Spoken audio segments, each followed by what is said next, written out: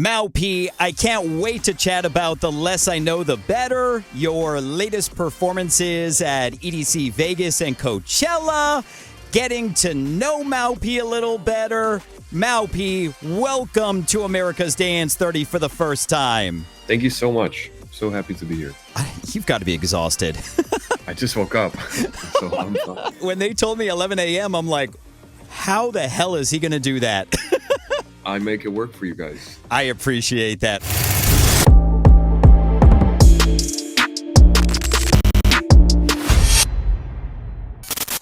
It is great having you on the show. Congratulations on The Less I Know, The Better, going #1. Wow, thank you. Yeah, that's really crazy. That is so amazing. Now, I don't remember with Drugs in Amsterdam, I don't remember if that went #1. Is this your first #1?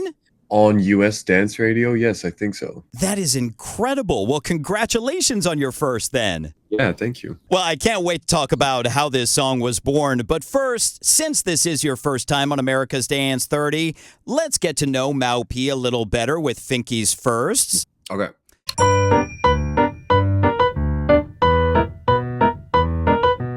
So I always love finding out the origin story of artists. When you were growing up, was music the first thing that you wanted to get into, or was there something else you wanted to be when you grew up?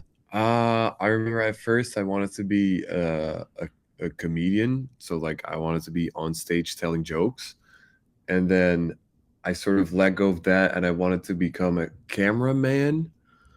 But I don't know in what sort of atmosphere that would have been. I guess I wanted to be behind the really big camera that's at like TV shows, just like pointing that thing like that. I don't know. And then at some like music was always there. So like when I was like around 12, I started making music and like put out whole EPs on YouTube and whatever, and would act like I'm already a big shot artist. So I guess it was always like with the camera and with the comedian thing, it's like I wanted to be on stage, I guess, or like part of something. And did you ever get a chance to get on stage and tell jokes? I mean, sometimes I do now when I'm DJing. I'll just like grab the mic and whip a couple jokes out. Yeah. Give us your best one right now. My best one? Wow, you're really putting me on the spot now. The thing is, it's always like when I grab the mic on stage, it's not sort of to hype anything up that like, because like I just try to tell the story with the music, but I'll grab the mic and just whatever's going on or whatever pops up in my head, I will just start yapping a little bit. So when I was in Vegas for my residency last Wednesday, I was playing for so long, like an extended sort of Vegas set, and I really had to use the bathroom. But I knew that when I would go off stage, people would probably think that I would, stop playing if I didn't say anything. So I just turned the music off. I told them like I'm a normal human being. I have to go pee. And then something in my head said Mau P. So I said I have to go Mau P. And I don't know, it was really stupid, but I guess How did it go over? I mean, everyone stayed, so I just told them like I'm gonna go pee. I'll be back like really quick. And if I don't see any of you guys, have fun while I'm not here, then we're gonna have a serious issue. That is hilarious. Now, speaking of the Mau P moniker, that's pretty new. You were originally releasing music under Maurice West, right? Yeah. What made you transition to a new name? Mostly the sound that changed for me personally. I started making music that just had a different feel to it, and it wouldn't make a lot of sense for me to also release that music under my last sort of vision, because I don't know, it would be hard to, the last name was Maurice West. It would be hard to book that name with like all of the artists that I'm working with right now, because it had such a history of being more commercial and like EDM, so to say. So it just made sense for everyone. Also, people from my team were saying this to just like start with sort of a clean slate and go from there. Gotcha. Now, when you were thinking of a new name, was Mau P the first name you came up with, or were there other names you were considering? It was first just going to be Mau in in capitals, and then there were a bunch of other people that had that same name, and then one of my genius friends said you should just add a P at the end, because like people in the Netherlands, like my nickname was Maupie, but Maupie, which means like little Mao. So so then my friend turned it into sort of this rapper thing where it's like Mao P, like, and it's amazing because like people in the US, when they say my name now, sound like they are saying my actual Dutch nickname, and people in Holland, they mispronounce it now because they say Mao P, because like the P, that's P in Dutch. So we sort of Freaky Friday reversed it to, Americans now pronouncing my nickname right. And it's ironic because there is nothing little about you. You're a tall dude. I know, yeah. I know who came up with that nickname. Now, you just recently performed at Coachella. You performed at EDC Vegas. You've been performing all over the world. But do you remember the first time ever performing for a crowd?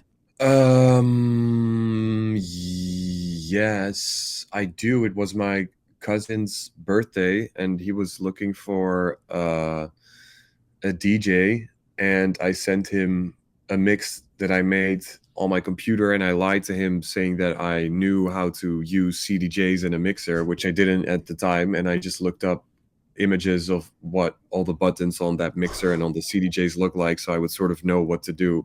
And then he had me play for like 8 hours at his party in a club. So yeah, there was a crowd there, and I just I didn't even have enough music for 8 hours, so I just would play some songs twice. But it was a lot of fun. What kind of a cousin is that to ask you to do 8 hours? Yeah, he's very passionate about dance music, so yeah, I don't know, he put me to work. Now, complete side note, for anybody that hasn't been lucky enough to get on stage and look out onto the massive crowds at festivals, how would you best put into words what it feels like to play for such huge crowds? It's a lot of adrenaline. I always like to compare it with a feeling that I don't know, but that I think I know is similar, which is a sports player scoring a goal in a full stadium, but then constantly, like goal after goal after goal after goal. It's like in DJing, we obviously have a lot of climaxes, like the build-ups and the drops, and just, I don't know, being up there and seeing people have fun to the way that you're mixing, or that you're taking care of the music, is really satisfying, and it's really beautiful because you get to connect all of these people together in a way where there's no words needed. It's just like vibrations and frequencies. So yeah, it's something really powerful and special. And it truly is an incredible experience, because I've been lucky enough to host main stage at festivals, and just looking out in the crowd and getting them to react when you say anything or when you're playing songs, it's just amazing. Yeah. So recently you posted a hilarious exchange between you and Fisher about a drunken kiss in Vegas. Now, you don't have to answer this because it's really personal, but do you remember your first kiss? Yeah, absolutely. And I know it was hard for me because everyone at my school had already kissed a girl, and I was like sort of the last one. So there was a lot of pressure, and it wasn't even a girl that I liked. I just wanted to kiss a girl. So like I just went with whatever was coming at me. We totally have that in common. My first kiss was this girl, Joanne Bookman, and it was at camp. And I vividly remember telling all my bunkmates that I was going to kiss her. And at the end of the day, we were sitting there, and my bunkmates ran in front and said, "Hey, did you kiss her yet?" I'm like, oh my God. And again, like I wasn't, like it was just for a kiss, like for a first kiss. Finally, in Finky's first, in honor of the success of The Less I Know, the Better, what's the first thing that the less you know, the better?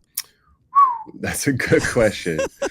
Wow, I guess I wish I could just in general know less about anything, because like I overthink everything so much, and it's so nice when you just get to do things and it's like it feels like you're naturally doing it, because it's also with like making music and DJing and doing creative stuff. Like I just wish we could turn this one off sometimes, and just go. Preach, Yeah, preach, because I'm the same way. I overanalyze everything, and yeah. I have OCD and ADD, so Oh my God. everything going on in here.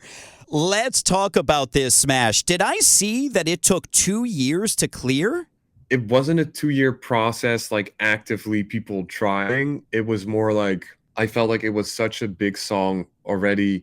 I never really deemed it possible, and we would give it a try here and there every now and then. I just started playing it, I think, 2 years ago, maybe a little longer.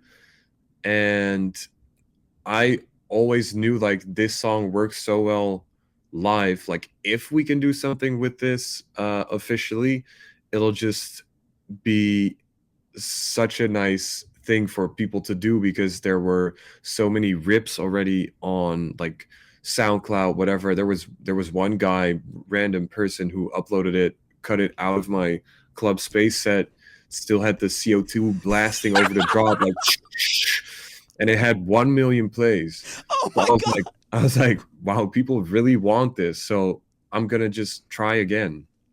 And then I hit up my boy Andrew from Nervous Records, and I'm like, Andrew, listen, this CO2 drop has 1 million plays. The people really want this. If you can make this happen for me, turn it into an official release, I'll put it out on Nervous.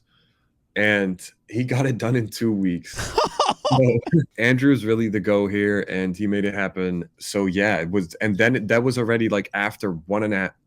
No, that was already after 2 years. So for him to just come in and do that in 2 weeks and just text me back like, "Yo, I think I got it done," was really crazy. But yeah, I'm thank surprised you you. didn't put a CO2 blast in there just to. I mean, I kind of liked it too. Hearing that, Now, thinking back a couple of years, how was the song born? it's actually that same friend that thought of the P added to Mao P told me that I should do like a bootleg, like an edit of Tame Impala, The Less I Know the Better. And I would always be like, yeah, I'll do that one day. I'll do it for you, whatever. And he just kept pushing and pushing and pushing. And he didn't even want it for me. He just wanted it for himself. He just wanted to have that song to listen to, because he knew that in his head it was going to be really good. Like he already envisioned it. And then I guess one day I just get behind my computer and I tried and I sent him a voice note. And he's like, yeah, exactly. That's exactly what I want. Now keep going. So I was like, sort of, he had me like in his power. I was just making music for You're him his now. personal producer. Yeah. And I made it really quickly, and then just started playing it out too at my shows. And it from the first time I played it, it just worked so well that I obviously I thanked him. And but always from the beginning it felt like a special edit. Now, when you do stuff like that, do you keep in the back of your mind the original artist? Are you ever worried about what the original artist is going to think?